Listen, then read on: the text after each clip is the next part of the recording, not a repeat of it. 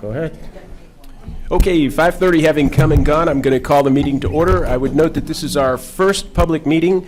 Happy to be rid of Zoom and various other technological wonders that we've used to carry these meetings on for the past year and some months. That said, I will also note that this meeting is being recorded both on camera and audio.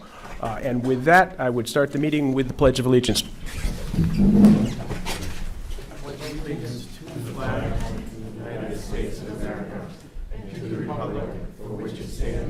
One nation, under God, indivisible, with liberty and justice for all.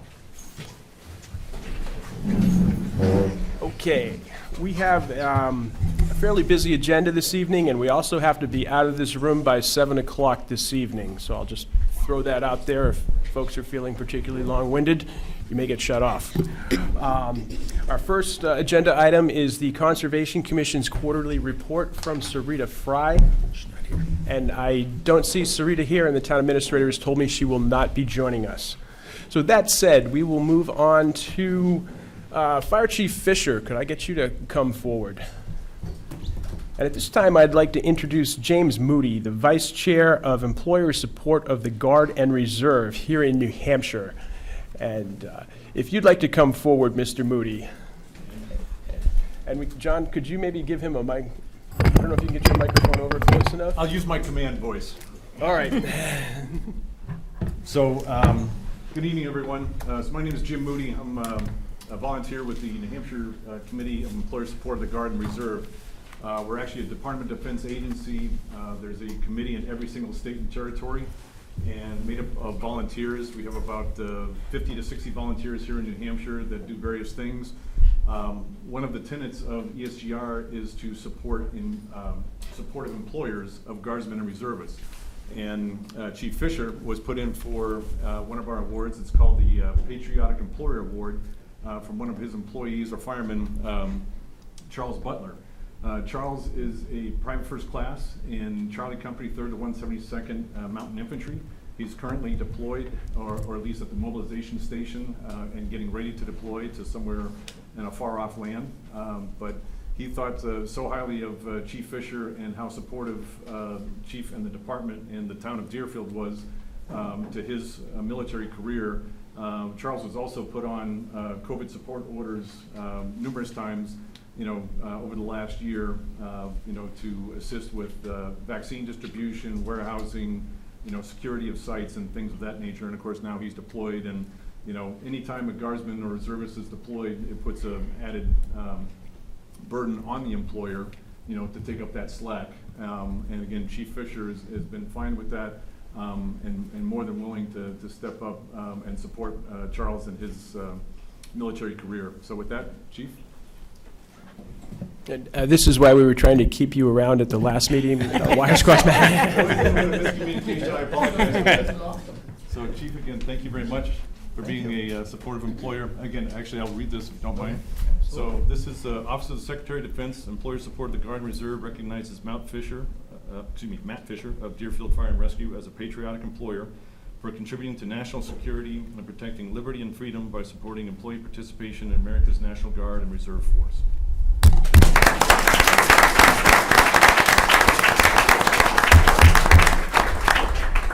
I also have a statement of support, and it is made out to Deerfield Fire and Rescue and is signed by one of our former national chairs for ESGR, Craig McKinley. And it basically shows that you as an employer are supportive of guardsmen and reservists, that work for you, because you know how important it is, to the nation's defense, but also to support here in New Hampshire, i.e. COVID support. So you can sign this and put this in your office somewhere to be displayed. And last but not least, we have a patriotic employer pin, has a U.S. flag, ESGR symbol, and the word Patriot on. Congratulations, Chief Fisher. And thank you, Mr. Moody, for presenting this. You're very welcome. And you're welcome to stay, Matt, if you'd like. Don't let dinner get in the way or anything. Okay. Next up, we have Mr. Skip Kelly, who wishes to talk to us about Kettle Rock Road. and Mount Delight Road. And I believe this is in regard primarily to Kettle Rock Road. Is it, If you've got handouts for us, we can certainly look at those, I but just have a blueprint in case anyone wants to see what the property looks like. we may want to, but if I could get you to take a seat with the microphone, at the microphone so we can hear your comments.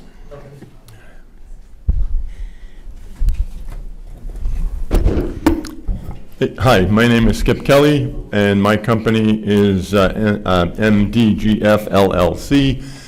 And my company is owner of a property located on the corner of Mount Delight Road and Kettle Rock Roads. There's an abandoned house there, number 217. And essentially, my company had purchased there is a 36-acre tract of land that consisted of 3 lots of record, one of which had frontage solely on Kettle Rock Road. And the significance here is that Kettle Rock Road is not a town-maintained road, it is a Class 6 road. And I did at one point attempt to bring Kettle Rock Road up to town standards, but the select board had decided they did not want that to happen, so we abandoned that plan.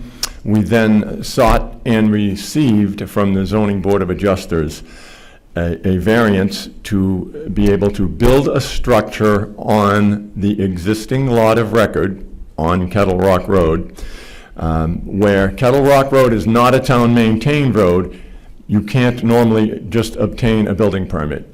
You need to go and get a variance in order for that to happen. The ZBA did grant the variance, and so there is now in place a variance to build a single-family structure on that lot of record. Then subsequently, my company went to the planning board to do some lot line adjustments and some other things, creating one new lot on Mount Delight Road. The planning board did in fact approve the plan, but asked that I would come to the select board meeting and do a public acknowledgement that whoever should build on that lot on Kettle Rock Road will know that it's in the record. It is not a town-maintained road and will not be a town-maintained road. And that's essentially, did I get that correctly, Fred? Yeah, just confirm, from the planning board standpoint, the board had issued a conditional approval subject to action by the Board of Selectmen to allow Mr. Kelly to construct a dwelling on Kettle Rock Road, subject to gates and bars and to be as a Class 6 road. Okay. My understanding of this is it's a little bit more complicated than the process laid out. Permission to build on a Class 6 road, whether there's a variance from the ZBA or whether there's pre-approval by the planning board, rests solely with the Board of Selectmen. And I'm not exactly sure why the ZBA would grant a variance when they can't grant a building permit. Yeah, they did For a Class 6 grant a road. variance. I did check the notes, but essentially this board has to accept a liability agreement for the road. Just acknowledging for the record is not enough. And the Board of Selectmen also has to agree that they will issue a building permit on a Class 6 road. We haven't had this before us previously. I don't know if, I guess to my mind, there was a drive. Are you removing the abandoned structure? No. No, that is on a separate lot of record. Okay, so this would be a single driveway farther in on Kettle Rock Road for a single residence? Yes, and there's actually an existing driveway on that lot, and that lot is essentially 8.2 acres of land. Okay. I don't know what the board's pleasure is, or Dick, did you have comment? Yes. Can you tell us how much of this land is in Deerfield and how much is in Allenstown? So, actually, I misquoted. There are 8.2 acres in Allenstown and 3.9 acres in Deerfield. So the total is actually 12 12. something. Right. But it's all total. going to be one lot? It's all one lot, yes. Okay. Cannot be subdivided, will not be further subdivided. Is that where the logging was taking place? Yes, So that if if you were to get this, you're done with that, quote, development? Yes. That is the totality of all the subdivision that's going to happen. In fact, in Allenstown, they asked us to add a note to that effect. So that one, that new house that's being built, is that on the other lot? So that is on a lot of record which fronts only on Mount Delight Road. So that was an existing lot of, at that point, I'd have to go back to my notes, but it was something like 16 acres as it previously existed. So it'll be that house, the old house, and this new one that you want to do, and that's it for the subdivision? I'm not clear. Say that again? The new house that's being built, Correct. the old house that you've got on the market trying to sell, Yes. and then this new lot that you want, will that be the extent of the subdivision? So the total here is 4 separate lots. We started with 3 of record that we had surveyed, and the plan was recorded. And one of the lots which fronted on Mount Delight Road was, had a lot line adjustment done to it, giving it a little bit more frontage than it previously had. It took that frontage from the existing old house.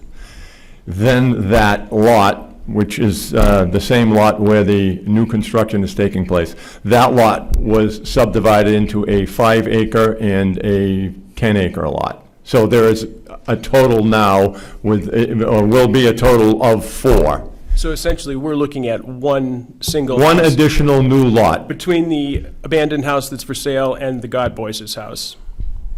No, that's an existing, again, it's an existing lot of record between Tim Godboys' house and 217, which is the existing house on the corner. Right. That, we did not create any lots So essentially. there. The newly created lot is solely on Mount Delight Road.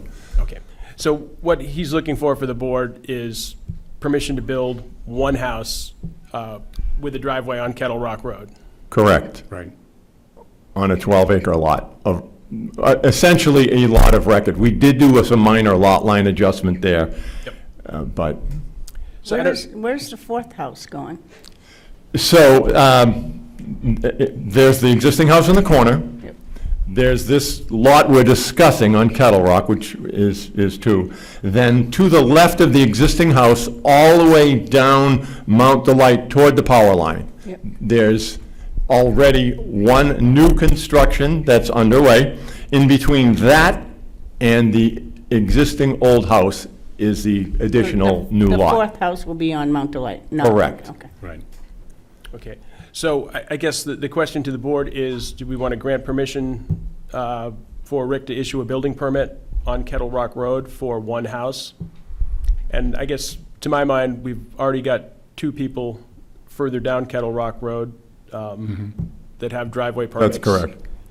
So it, With the note that it will never be a town-maintained road? Yes, there's a liability waiver that goes along with this. Right. Basically stipulating that it's not town-maintained and that we don't take responsibility for whether emergency access vehicles can get down that road or not.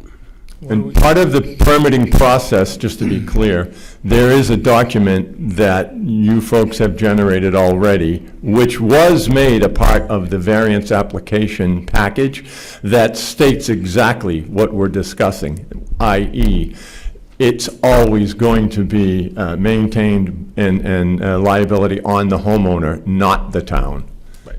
Unless at some future Board of Selectmen decides that they would like to see it as a Class 5 road and lays it out, but, Right. so, further questions from the board? So something will be in writing that this will remain a Class 6 road owned by the town of Deerfield?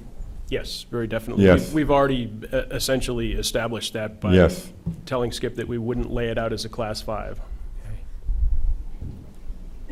I don't know what the board's pleasure is. We could make a motion to accept the plan that Skip has given us, the liability waiver, and allow him to issue a building permit. I'll make that motion. I'll second. Okay, we've got a motion and a second. Further discussion? Hearing none. Those in favor? Aye. Appears unanimous. Mr. Kelly? Thank you. Okay, next, this is not on the agenda, but Road Agent Steve Rollins is with us this evening, and I believe Steve wanted to talk to the board about some paving matters.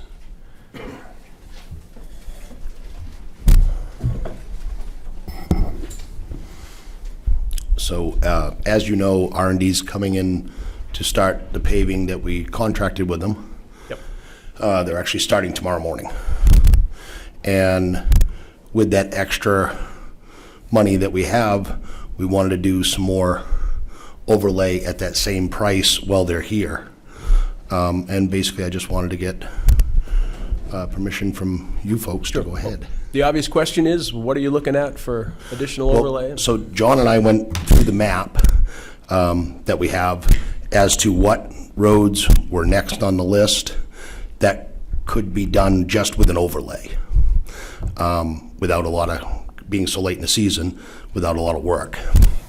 The pieces that were next on the list that came up were to continue Parade Road and Down to 107, Yep. 43?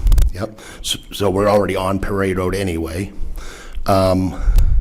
Then Middle Road, there was two pieces on Middle Road that could be done, a little bit on each end. Obviously, the middle is beyond just an overlay.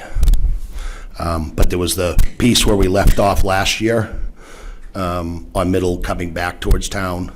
From there, up over and down to about Danielle, right in there, because that's never been topped as well. And then that would save that base, and there was a little bit of it that would need to shim before you get to the last piece that was rebuilt by Danielle. And then the other piece was down on the other end towards Sanborn's farm. We could overlay some of that, shim that and overlay that, try to get a little more time out of that. The piece directly in front of the farm? Yes. Or between the farm From and the fields? intersection up about two-thirds of the way up the hill. Maybe just around the corner a little bit. I guess. But then my it only- gets, then after that, there's just no quick fix to that road. Yeah. Dick, did you have a question? or- Yeah, what do we, it's nice to know the roads, what are we looking at dollar-wise? 143 and some change. Same tonnage price. Excuse me, as we've already put out to bid. So this would be what we talked about, a part of that 200,000 that got Yes. approved? So it'd be about 143 of the 200. I guess my only question would be, we're under contract for specific segments right now, and I don't know who to look at, either John or Fred, as to how this, how quickly we could act on this, if we can do an addendum to the contract, or just, I don't believe they were looking for a contract. They said they would honor the per ton price, because they can do it while they're here. Yeah, as long as they're willing to want to use those prices, it certainly benefits the town, and if they have no objection to it, that it's just a simple additional quantities in the contract. Right. Can you oversee that, Fred? You kind of did the other. I'm not going to oversee the construction. No, making sure it gets written up Yeah, to the town's benefit Yeah. for 143. I think it makes sense to get that price, and I know they're nervous about locking into that Right. price, because they're concerned that asphalt is going to Right. go up fairly Right. soon, so. it is a good price. Yes. So what's the pleasure of the board? Do we want to authorize additional work? I think clearly protecting the base of what we put down last year is in line with our planning and what we've been advised engineering-wise, and I don't know that we've had any engineering reports back on the road between the Sanborn buildings and the Sanborn fields, but anyone that's driven over it might think that it would be worth putting a little overlay on. Yeah, the only concern I had was, I took a look at in front of the Sanborn's buildings there, and we don't have any ditch on the Sanborn side, Right. And- No, actually, yeah, where the buildings are. yeah. The buildings on And that was a concern. Yep. our plan for that was to get up there and run the backhoe up and down and try to get it cleaned up a little bit before they do it. There's really no place to put a ditch there, Yeah, I know. as you know. Either side, even the side across the street with the wall, I did get permission to take some of the brush junk out of there, and dig that back a little bit. Hoping that we can still make that work. But, you know, if they're starting tomorrow. Make a motion So- that we spend up to 143,000 of the 200 on paving with R&D at the current price that they contracted with us with. Do you have I'm sorry to interrupt, Dick, but do you have a rough idea of what the change was? Because you said 143 and change. It was, we would call it 144 just to be safe, or 145 just to be safe. But it was 143 and, yeah. And that price includes the tack coat and, Yep, that was, he Gravel was backup. gonna do, I'm assuming, everything for the same tonnage price as before. okay. I'll change the Yeah. motion to 144. Okay, is there a second? Yeah, I'll second that. Discussion. Hearing none, those in favor? Aye. Aye. Okay, appears to be unanimous, Steve, if you All can right. get that done, and thank you for coming in. Thank you, have a good evening. Okay, back to our regular order of business. And first, we have outstanding minutes from June 7th, 2021.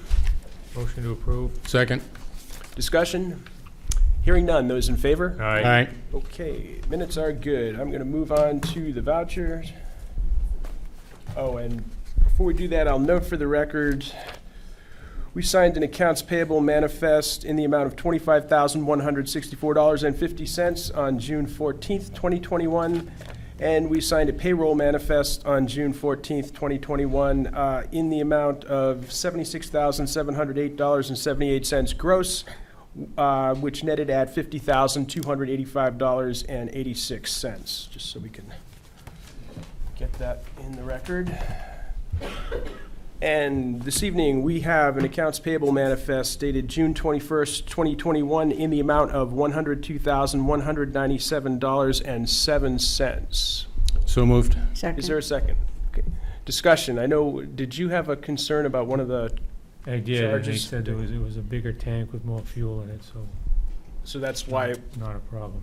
was 3,500 instead of 2,500 for the fuel tank removal? Okay. Further discussion. Hearing none, those in favor? Aye. Here's the unanimous, John.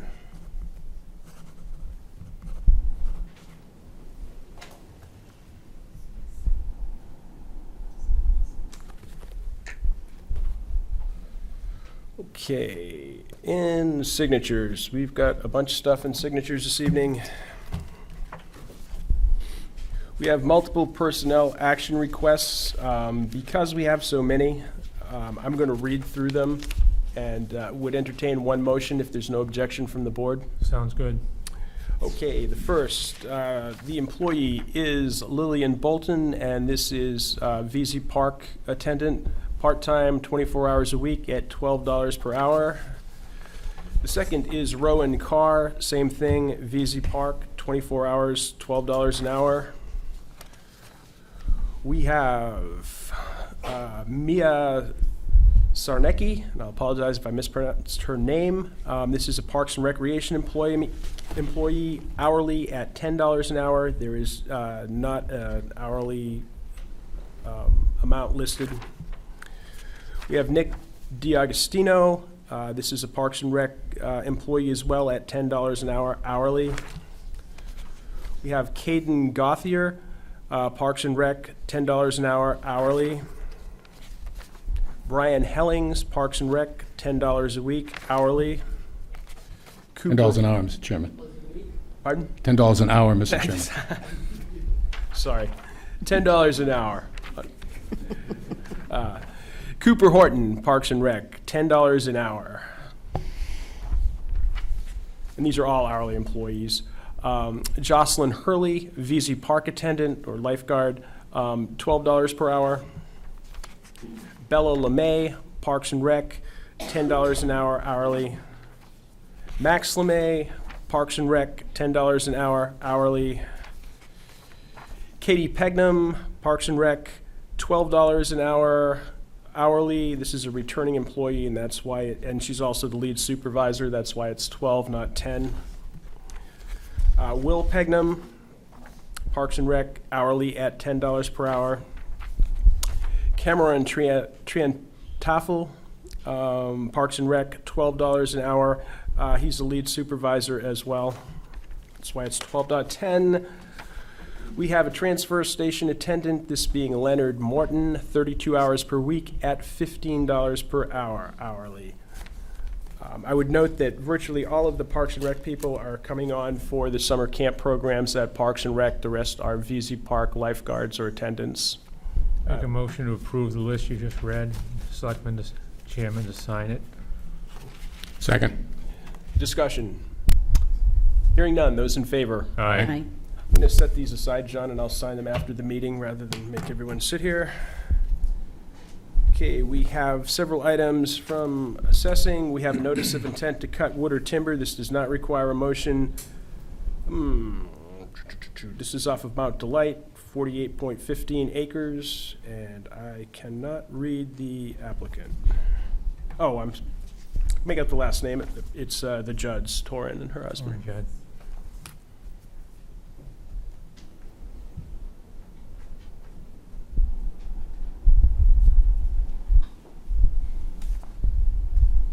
We have another notice of intent to cut, and this is from Ryan Taylor.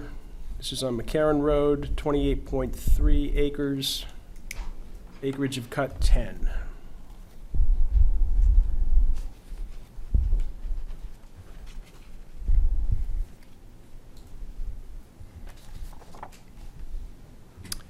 And we have another notice of intent to cut. This is Wayne and Carol Schock, 64 Mount Delight Road. The access road is Thurston Pond Road. Acreage lot is 23 acres. Acreage of cut is 20.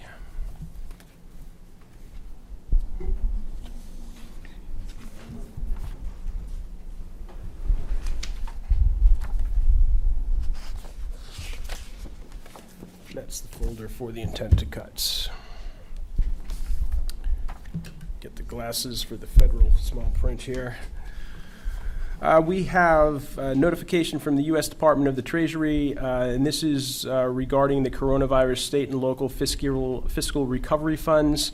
And essentially, we are due to receive that money any day at this point, John. So essentially, this is authorizing us to accept the money, and we will also need to hold a public hearing. Those are, those are two documents prior to accepting the money that are part of the application. Right, okay. And it requires one signature from the chair of the board. Good idea. So You want a motion? I would like a motion, yep. Make a motion to have the chair sign the agreement. Second. Okay, we've got a motion and a second. Further discussion? Hearing none, those in favor? Aye.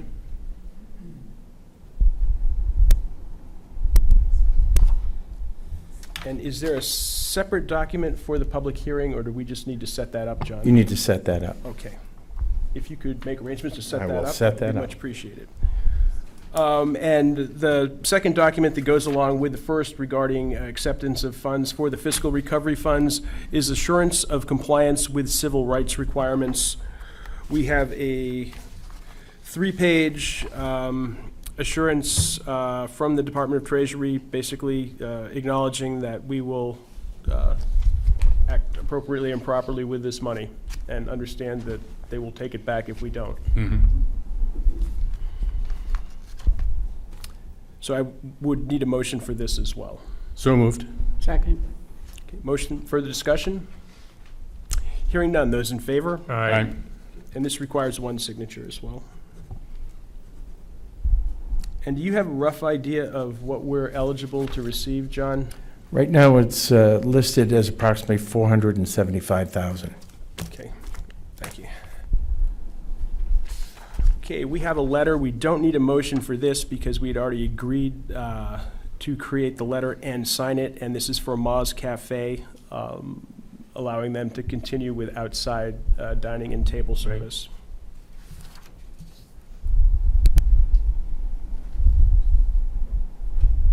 And this is so Kathy can forward it to the Liquor Commission. Okay, we have an updated Town of Deerfield Emergency Operations Plan for 2021. I'm not aware of any significant changes. It's essentially a notice of promulgation, publication of the Town of Deerfield's New Hampshire Emergency Operation Plans, hereinafter referred to as the EOP, represents a concerted effort on the part of Deerfield to provide a mechanism for effectively responding and recovering from the impact of natural or human-caused disasters or emergencies. This requires one signature as well. Motion to have the chair sign. Second. Discussion? Hearing none. And hearing Dick say motion to have the chair signs reminds me that although this was not on the agenda, the first order of business, oh, those in favor? All right. Aye. Hearing that reminds me that the first order of business this evening after the election should have been to determine who you wanted as chair of the board. I would nominate the current chair. Second. Okay. Discussion? Hearing none. Those in favor? Aye. I don't know about the other committees. I can go through them. I don't have an entire list. Are people generally comfortable with the committee assignments we have on the board now? Sure.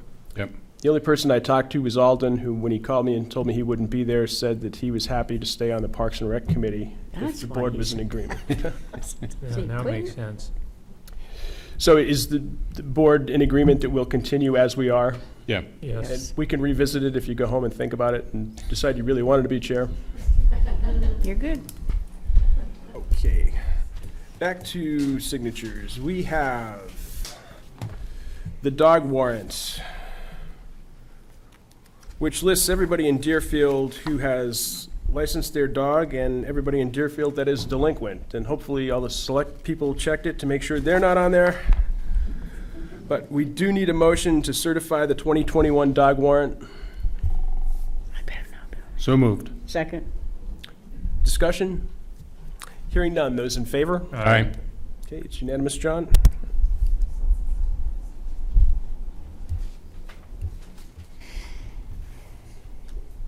Any idea, Cindy, how many dogs there are? Unlicensed? Yeah. I think there's 530 something. A fair number of the unlicensed dogs also turn out to be deceased dogs, Yeah, don't people they? moved out of town or pets have passed away. Okay, we have a number of official appointments that we need to, actually, we only have two. Good. We have an appointment form for Andrea Hodling. This would appoint Mrs. Hodling as the Deputy Town Treasurer, term of office ending April 30th, 2022, and this is a continuation of what she's been doing for the town. So moved. Second. Motion and a second, discussion, hearing none. Those in favor? Aye.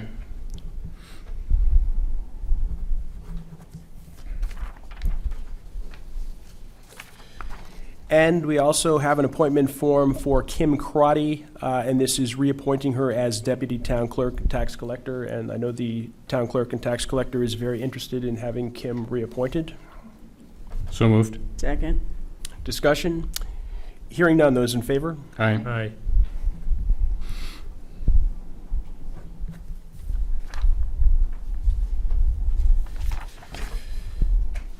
And we have the 2021 MS 232, and this is a report of appropriations that were actually voted at our most recent election.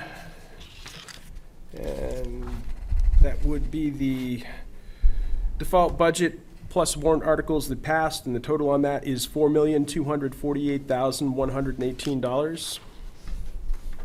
And I would need a motion for us to sign this. So moved. Second.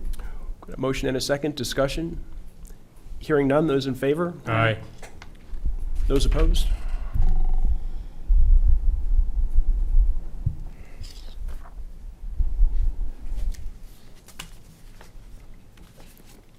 Pass the folder down with the other two. Okay, in our correspondence file, we have one item that actually needs a motion, and the Consortium of Lakes Region Communities for Cable TV negotiation with Atlantic Broadband LLC, of which we are a part, has been approached by an additional town, that being Northfield, New Hampshire. And all the towns that are part of the consortium at present need to make a motion and vote on whether to allow Northfield to enter the group or not. To my mind, the more towns we have in the group, the better.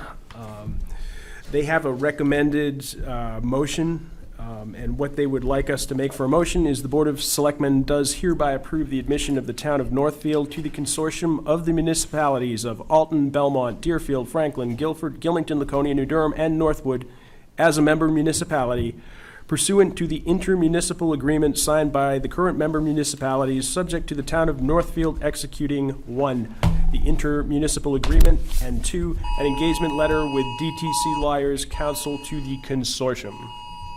And if someone wants to basically make a motion saying what I just read, So moved. Second. okay, we'll get a motion in a second. Further discussion? Hearing none, those in favor? Aye. Okay. So that is taken care of. It doesn't require a signature. Weather alert. Is that a weather alert? Grammy. Okay, we are down to the town administrator's report. Don, you're on. Okay. Number one, I had spoken to couple of the Board of Selectmen about the well pump installation up at the transfer station. We've discussed it previously, and to use impact fees.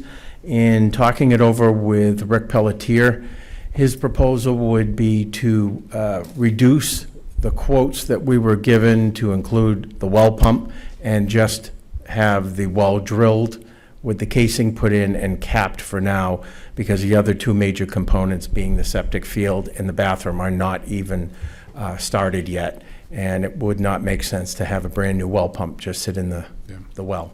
And with that, that brings the bids down under $10,000 so that the board can make a determination with the quotes that we received.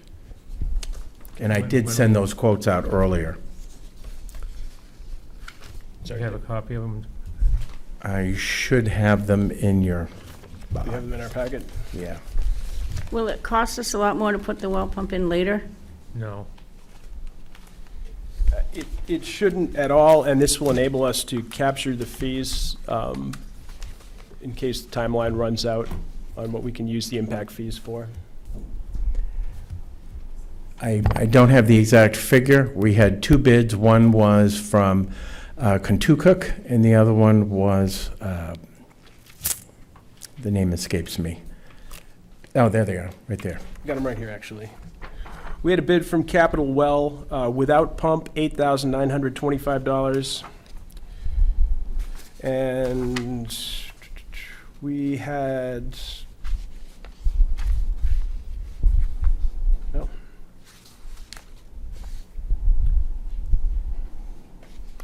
Not seeing, this is just the Capital Well. See if I've got a second one.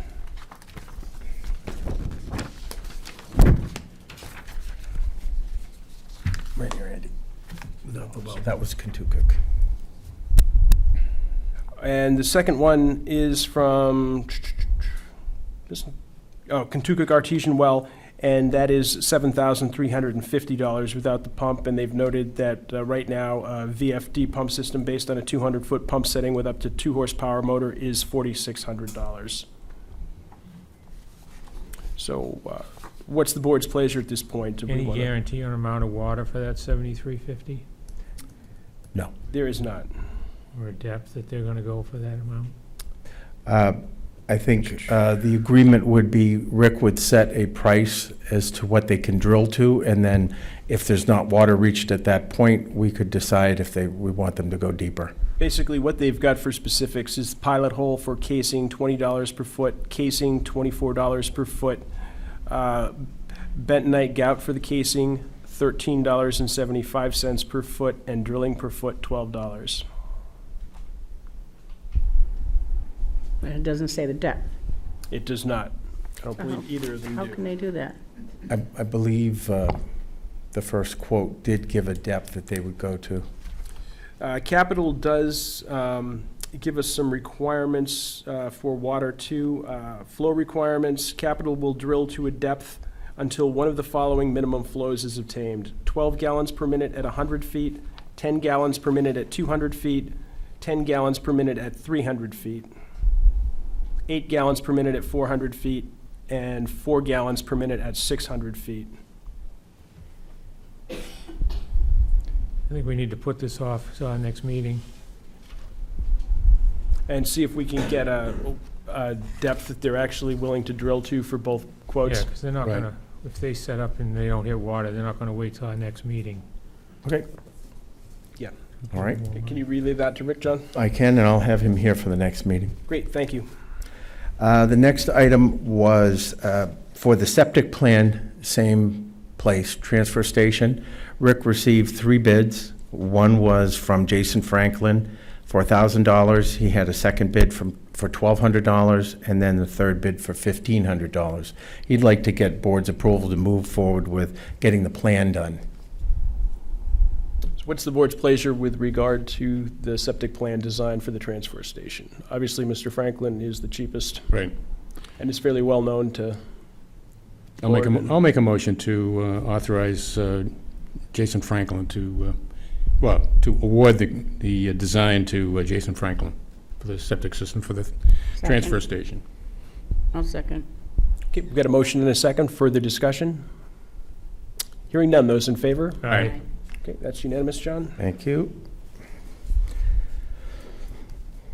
Next, you had some documentation in your packets. I received an email concerning the Thurston Pond Dam and potential issues. I've included the original email I received and then a report done in 2013. And the response I received from the state is from Steve Doyen, who's the chief dam safety engineer, and you have that information in your packet. It would be up to the board. He has recommendations in there to do a visual on-site review and then alert the state if you want them to move forward with further work. Yeah, I think we need time to go through the packet. I don't know which of the other board members have been up to do a visual review. Both Dick and I had reviewed the dam with Kate Hartnett probably 2 years ago, Maybe 4. maybe 4. Time flies, but I do remember we found a Blandings turtle while we were looking at the dam. Sorry, the deer in the background. But, so if people could take a look at that, it's a fairly in-depth recommendation, and we can bring that back to our next meeting as to what we want to do. If we want to go up there as a board and look at it, if we want to ask someone from the state to meet us there, to look at it with us, Yep. might be valuable as well. Okay.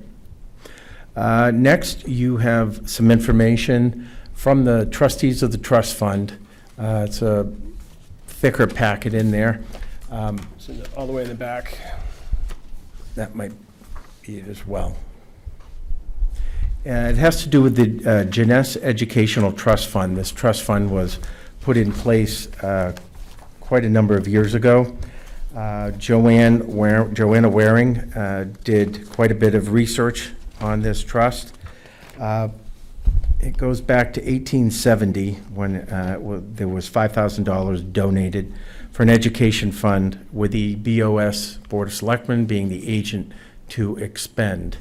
And that, the way the fund was set up was to expend monies yearly towards the education of Deerfield children.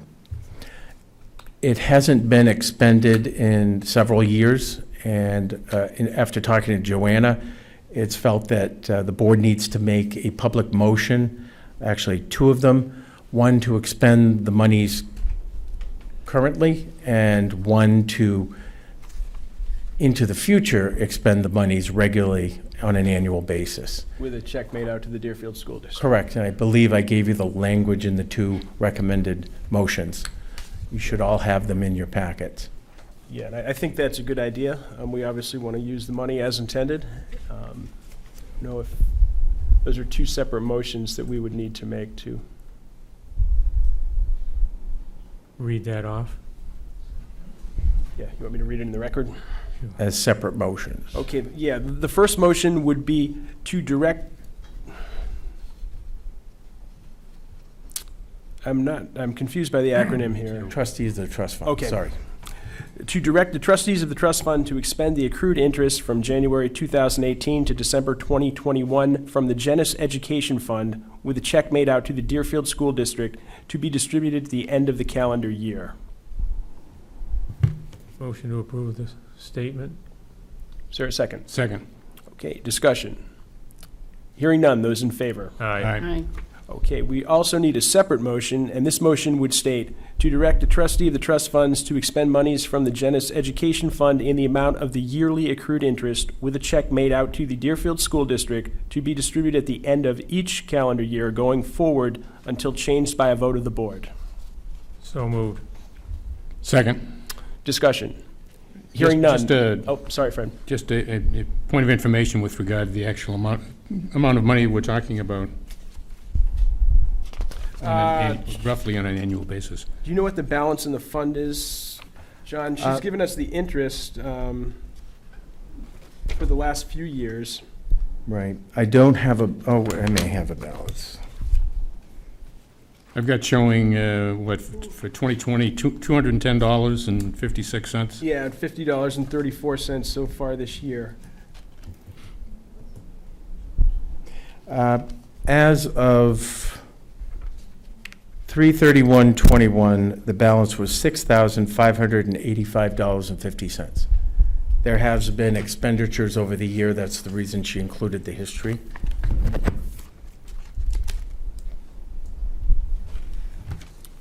So it's not a large sum of money, No. but the interest needs to be Right. spent annually.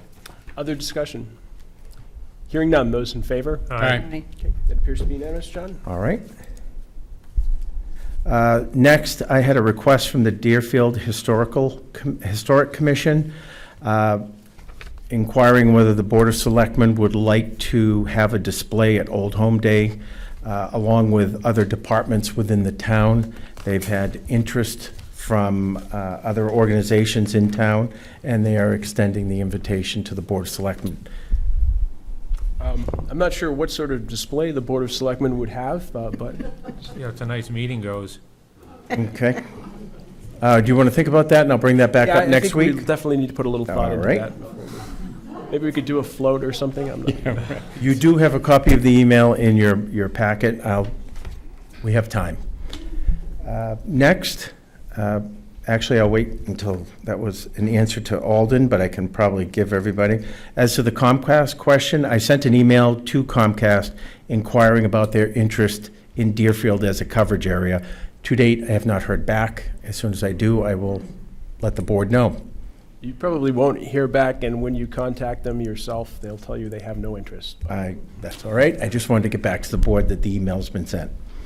As the American Rescue Plan, as I stated earlier, we are getting approximately $475,000. That will be distributed in two parts. The first half is roughly $237,697. It is due to arrive shortly. We don't have an exact time. When it does arrive, again, I will have a public hearing set up so that the board can get input from the town as to whether or not to accept the money. The documents you signed this evening were only preparatory. Nothing has been agreed to. You'll have to agree to that after the public hearing. Next, since the vote has been taken, we input all of the voting results, including the default budget, into our counting system, and an oversight was determined that the $58,000, which included salary and benefits for the children's librarian voted in by a warrant article last year, was left out of the default budget. Now, that is a $35,000 salary. The rest is salary, benefits, and retirement.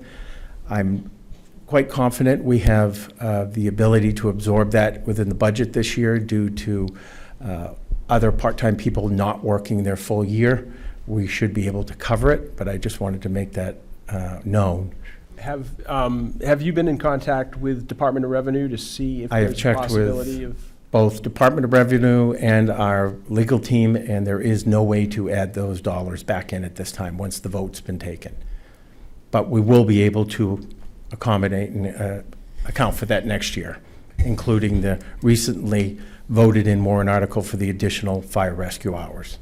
Okay, well, keep the documentation, because if we get down to under $58,000 in fund balance, we may want to go after MRI's errors and omissions policy. I will keep an eye on that.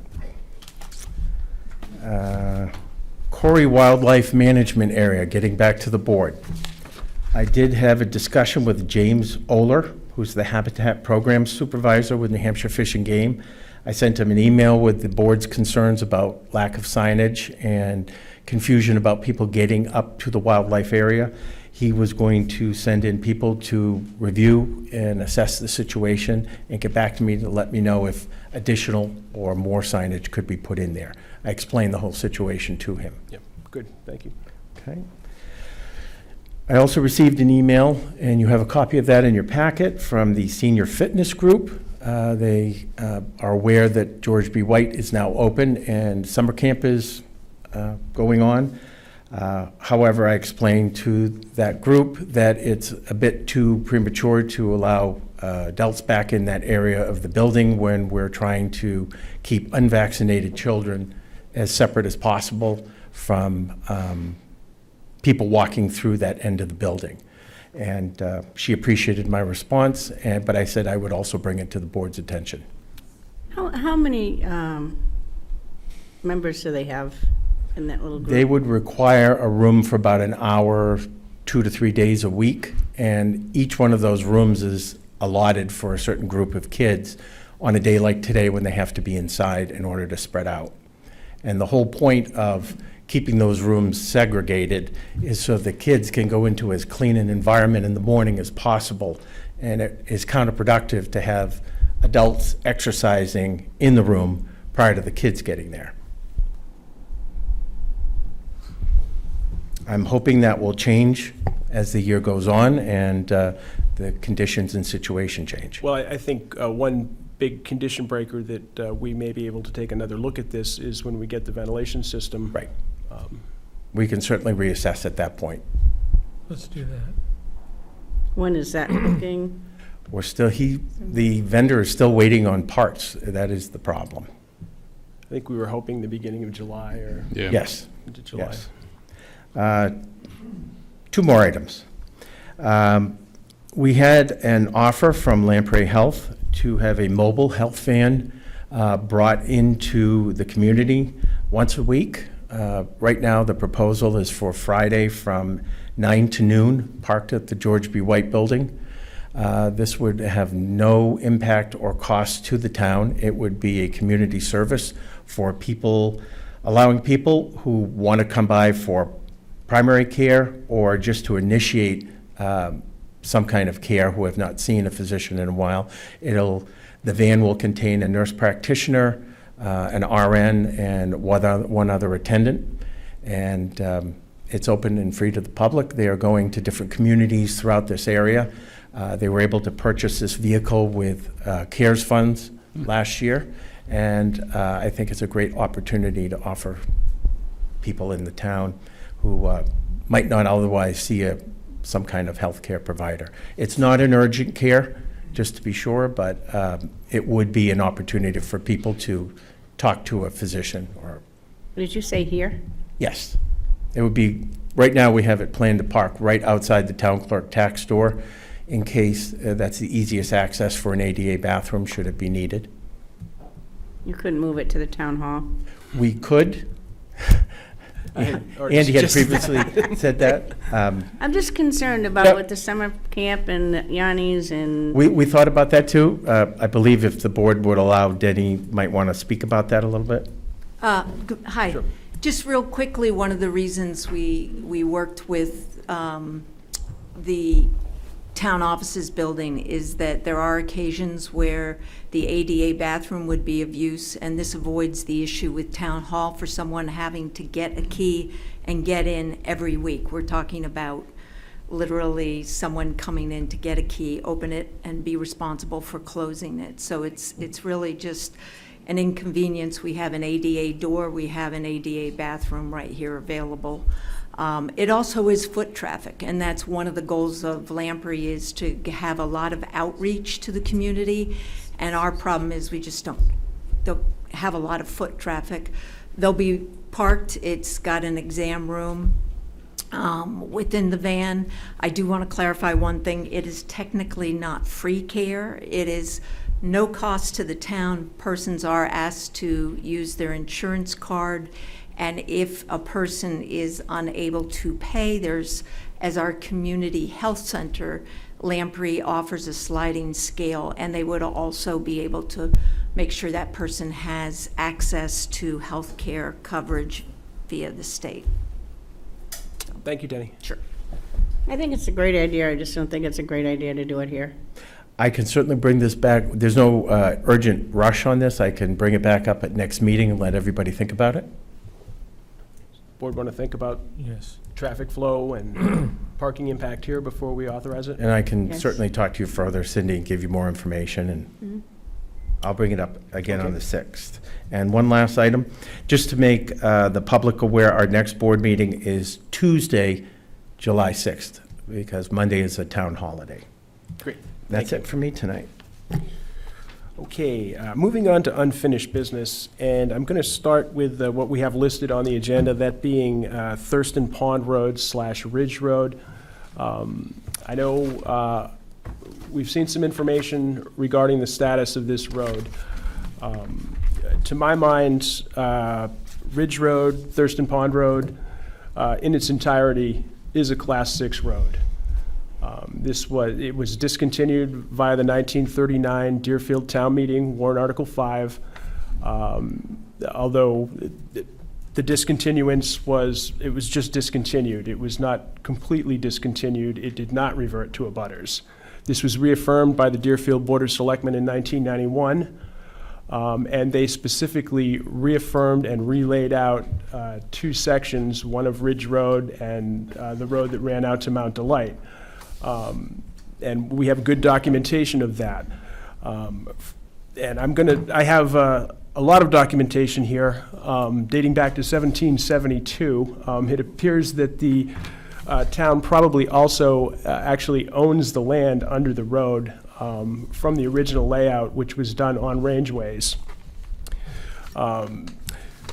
Coming a little closer to this day and age, I spent some time reviewing plot plans of the affected road.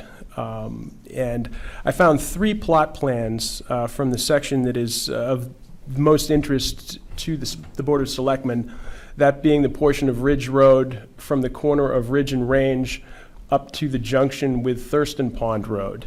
The first plot plan, Plan 41614, dated 6/25/19 and stamped by Richard Bartlett and Associates, identifies Ridge Road as a woods road, and this was, the plot plan was filed by Ann Margio LLC, which was, George Thompson was a member of. According to this plan, the first 215 yards of the discontinued Ridge Road reverted to abutters. The plan is annotated to say, it very simply says, per 1939 town meeting, warrant Article 5.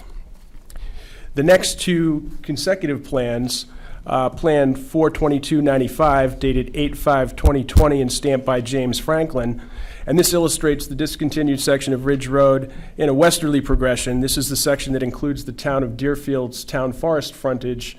Mr. Franklin's plan clearly identifies Ridge Road and identifies it as a Class 6 road with a traveled way.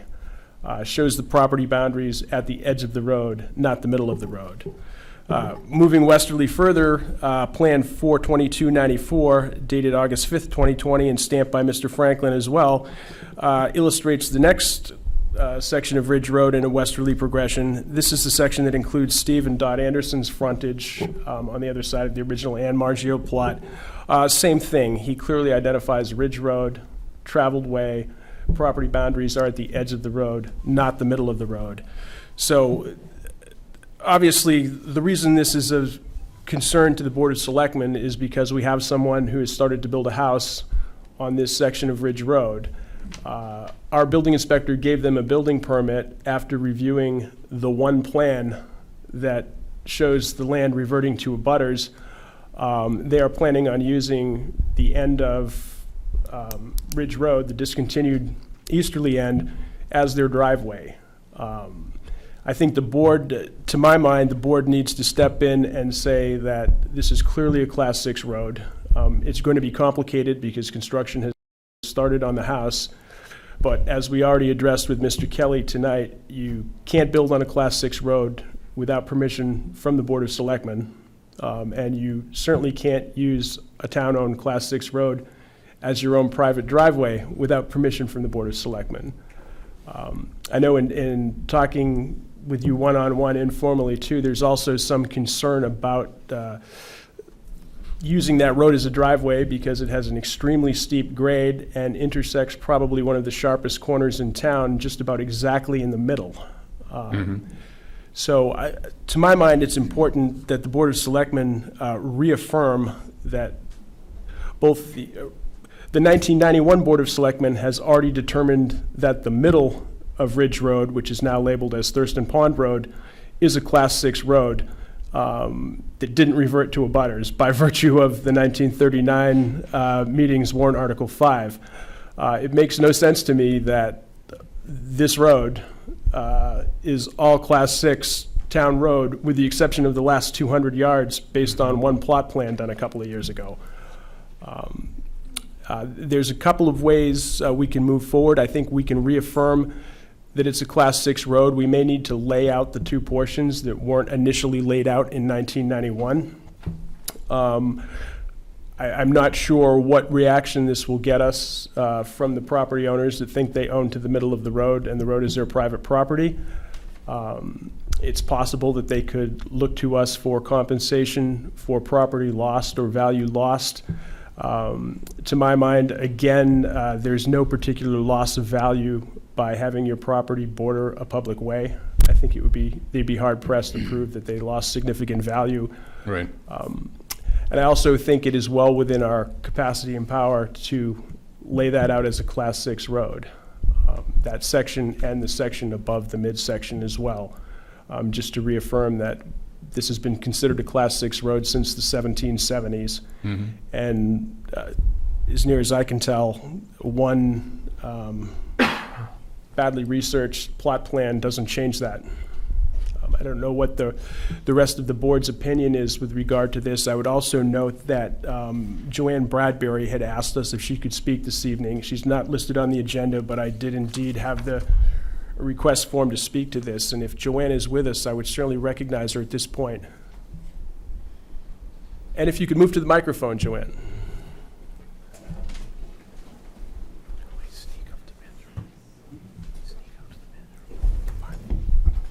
Joanne Bradbury, citizen. I actually, Andy, have nothing to add to your research because my research confirms the same thing. But there is one Well, thing. some of my research was your research. Oh, very well. Well, also, I would like to say that when Roger King did his research into the 1700s, it was his conclusion that when the town laid out the road, they bought it with either cash or land swap or a combination of cash and land. And in his words, the roads were bought and paid for, owned by the town. So I think that's the only thing that I would add. You have saved me a lot of verbiage tonight. Well, it probably wasn't as eloquent as yours might have been. Okay, I'm going to wait till Dick returns, but is there disagreement with other board members that we should not pursue making sure that we reaffirm that? I'm in agreement with that. The one issue with regard to the house that's under construction, although that lot has frontage on Range Road, the fact that they plan to use the discontinued, the Class 6 road, would require them to come in, as Mr. Kelly did tonight, and get approval from the board and to be able to do that. Right, and that's one of the reasons I mentioned the appropriateness of using that as a driveway too. And I believe they have enough frontage on a Class 5 road so they could use an alternate location for the Right. driveway. Clearly, our next step, I think, would be to have a visit with the owners, Ed and Sandra Cross, and discuss this with them. Richard? That road is nothing like Kettle Rock. I went down there Sunday with a four-wheel drive pickup. It was all we could do to get up out of there. Yeah, it's, you can literally jump off the junction of Ridge and So- Range and, I would definitely be adverse to having Raymond Ambulance or one of our fire trucks even consider going down that road when that house is built. yeah, and unfortunately, we're a little bit behind the eight ball.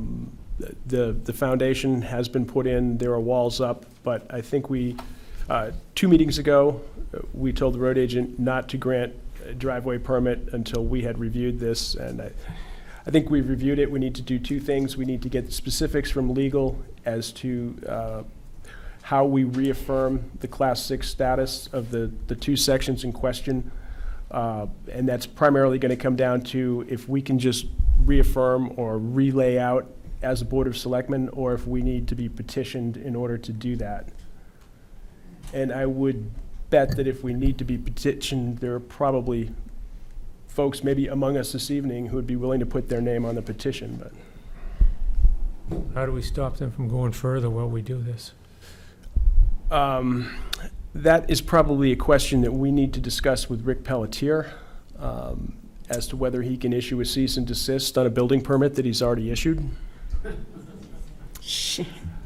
Well, it's better now than after it's half up.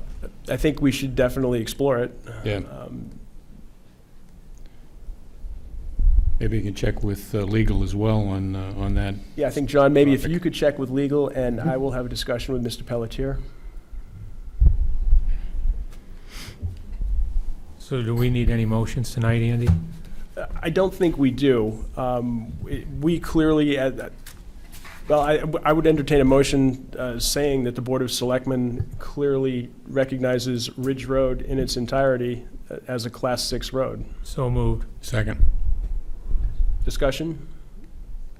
Hearing none. Those in favor? Aye. Okay, that's unanimous, That way John. you can, And that way we can move forward with the technical details right. of what we need to do to ensure that that is cast in stone. Are we going to ask them to come in and speak with us? I also think we should invite the Crosses in at our next meeting.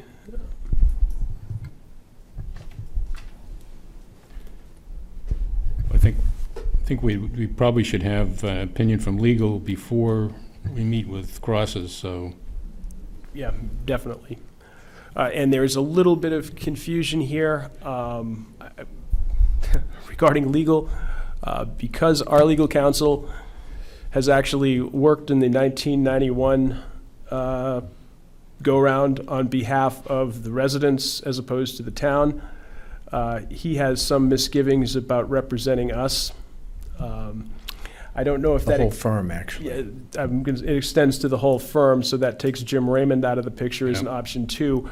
We may need to find another law office. To my mind, Donahue, Tucker, Chiandella might be a good option if they'd be willing to do it, or we can ask Bart to refer us Yeah. to someone if he has a better idea. That might be the best place to start, to ask Bart if he could give us a referral to fill his absence. As long as we're making progress. I think the other thing that we need to do, and I can certainly communicate this to the road agent, if it even so much as smells like a Class 6 road, do not issue a building permit before you come to the Board of Selectmen. Yeah. You might want to talk to Rick, too. Yeah, that's who I meant. Oh, I think Andy? Yes, Joanne? I should point out that in 2001 or 2002, when we, The telecommunications? yes, we were represented by Donahue, Tucker, and Shondella, Well, because you had taken Bart Mayer by then. So they're off, too. more than likely. Okay. Well, I'll waive the conflict if you like. So what's that, 30 years? This is the issue that never dies. It is, well, hopefully, once and for all, this will be put to bed and it'll be clear to everyone. I agree, that is the absolute best solution for both the landowners and the community, as far as I'm concerned. Okay, other new business. Seeing none, I will bring up a request that I received from the town clerk today, and this is actually going to make me feel a little funny, but she asked if I could waive the mask requirement for the GBW building going forward. And I would launch a stiff argument against that, except that none of the Board of Selectmen are wearing masks, or the town administrator. So I don't know what the board's pleasure is with regard to this. Make that motion that we do away with it. Second. We've got a motion and a second, and I would open this for discussion amongst board members first. And then, I'm sorry, Cindy, go ahead. I think it's about time. Okay, then I would recognize Denise Gregg, Assistant Health Officer. Assistant Health Officer, thank you. I was Yes, running with I multiple hats in my recognize head. that folks are taking responsibility. The concern that I have is truly that at the Parks and Rec end of the building, we have 30 to 50 unvaccinated kids. And and we don't have a ventilation system. There's dead air space in the hallway. The fact remains that persons pose a risk to them if they're not wearing these. We can and they're using the same bathroom right now. So we kind of get into this sequence where there is opportunity for interaction. I would ask that at minimum we keep the mask requirement in the Parks and Rec end of the building, and there's already signage with respect to the other. The fact remains we are at 52% fully vaccinated, so there are a whole lot of folks that are not vaccinated. Thank you. Thank you. Well, then can we go on with what the stores are doing? If you've had your vaccination, you don't have to wear a mask? If you want to amend the, I don't know if I don't know who's going to enforce it. or the other thing we could do is, as the Assistant Health Officers recommended, we could leave the Parks and Rec section below the doors that no one is supposed to be going through as a masked area, and the area above unmasked. So what does that leave Yanni's? People that come in from Yanni's have to have a mask to use the restroom?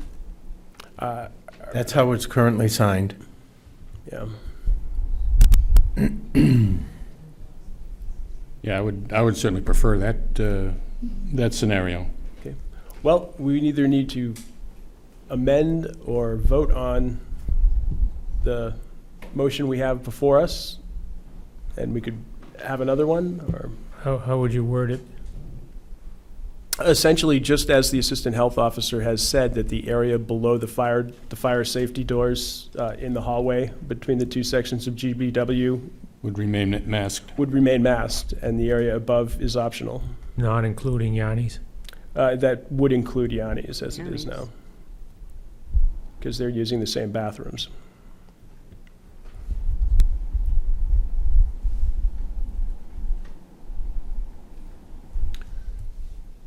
Any ideas?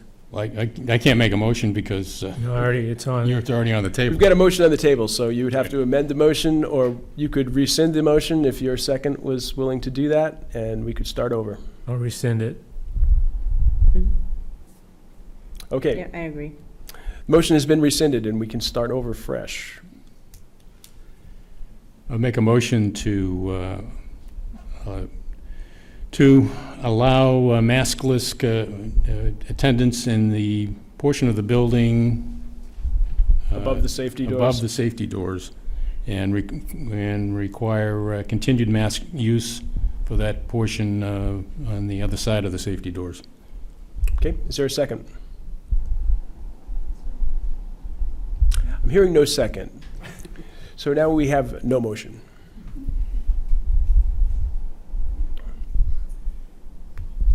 So do we want to take this back up at our July 6th meeting? Unless we, Unless we just waive masks, but, It just doesn't make sense to me, I guess. I agree, it's just time to get going here.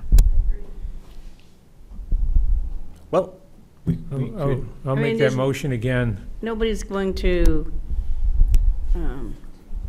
Dick has made a motion. take the The- mask off That we waive mask use, or mask use is GB. optional. to all town buildings.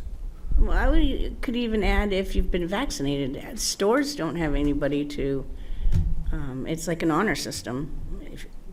If you haven't been vaccinated, you wear a mask. We could certainly include that language in the motion. The motion has not been seconded as of yet, And so. ask people that haven't been vaccinated to wear a mask. A second. So the Well, motion- Dick said The motion all is town buildings? Yes. yes, Okay, okay.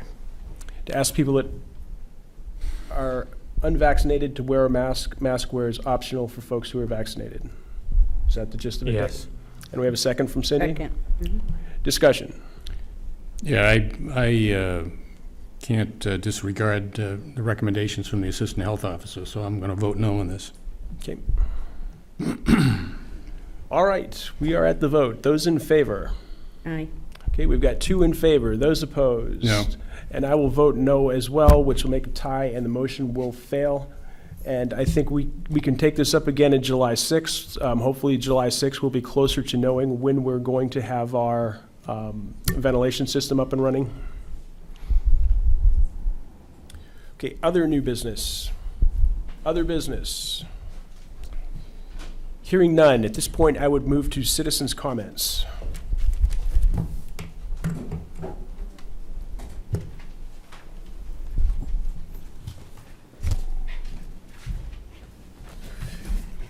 Hello. If you could just identify yourself when you Kathy speak. I was going to. Kathy Shigo, Kate Road, hello. 2 quick things. Well, actually, I want to do it in all due respect for Denny. The scientists do the science right now, not our opinions, but a science says that children, a percentage of them, are not involved in getting COVID-19.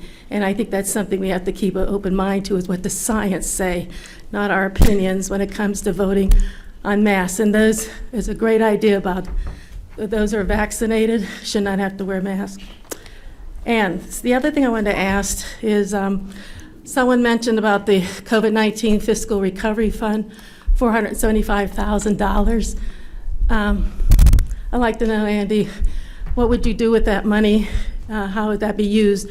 The $475,000, I guess you had a sign to, make sure it's done responsibly. What would that be used for? Yeah, we don't have the money yet, and basically, I'll take citizens' comments, but I'm not going to do a question and answer. We can provide certainly for you that information, a list of Sure. the projects that we are.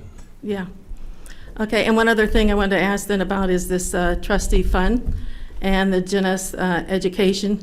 I believe you said that there was $6,500 in the balance. Roughly, yes, that's Yeah. pretty close, I believe. Well, again, I know it's a question because I don't know how else to answer it, but, why do we have to continue to pay $5,000 when it's not, this is like an 1870 thing? Is that something that we have to do? Is it, is our... Yeah, this is a trust fund. This was a donation in 1870 of $5,000 that has accrued interest, and this is simply spending the interest for the purpose that the donor originally intended it to be spent. Okay, and it comes up to $5,000 a year? I mean, we're not going to be taking that out of No, no, no, taxpayer no. money? It's hundreds. It's hundreds. That's what I heard, yeah. There was a base gift of $5,000 Right. in 1870, which is held by the trustees of the trust fund, and the interest from that is to be spent on the education of the children of Right. Deerfield. Interest, it's typically around $200 a year.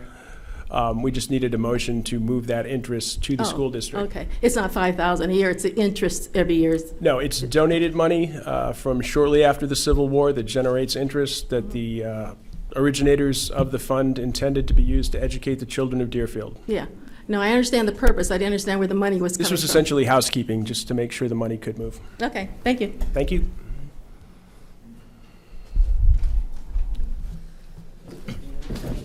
Errol Rhodes. The Thurston Pond Dam question came up earlier. I'm just wondering if the board intends to, if the dam issue relates to anything that the Heritage Commission might have an interest in, if they would be notified. We can certainly notify you, and we can also make available the report that we've received from the Dam Bureau, Terrific. Thank you. which I believe gives some details about the age and the history of the dam. As I gather, there's downstream from the dam, there's historical sites, or am I wrong about that? could well be. I'm not aware of the specific historical sites downstream on the brook. Lovely, thank you.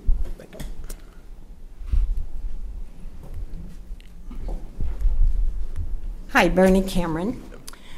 So this past election, our town voted to, that we wanted fair redistricting by the special committee.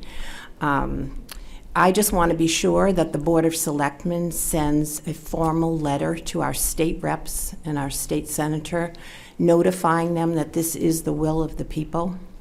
And I feel strongly about this because we passed a similar warrant article last year in 2020.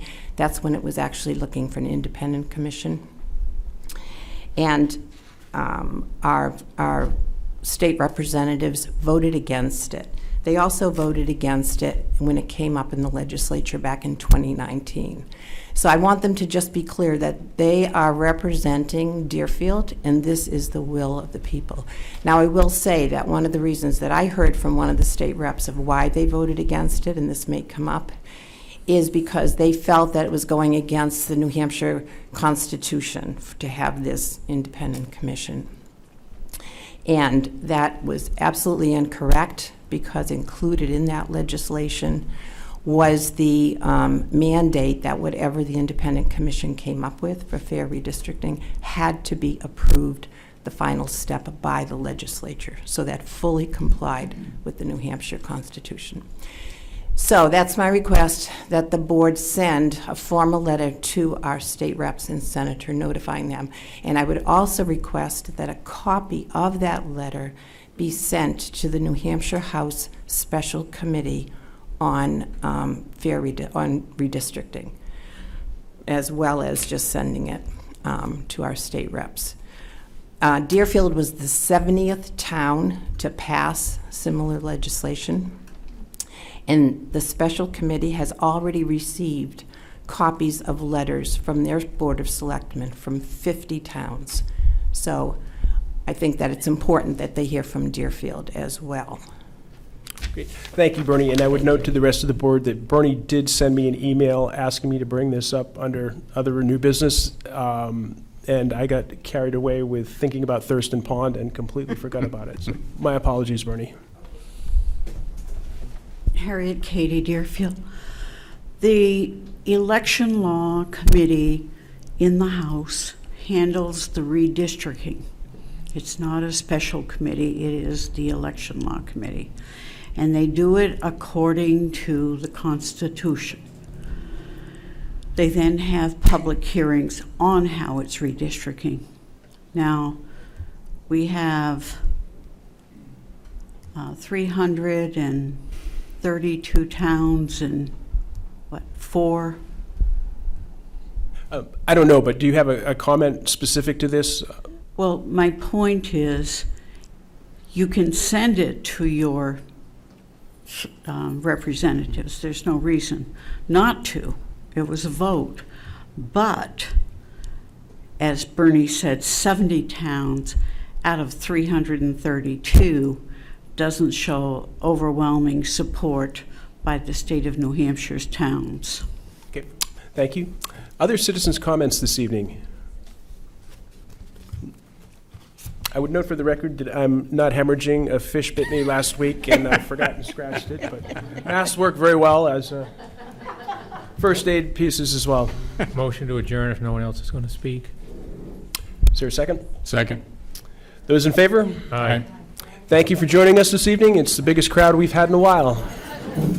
Only crowd we've had in a while. Only.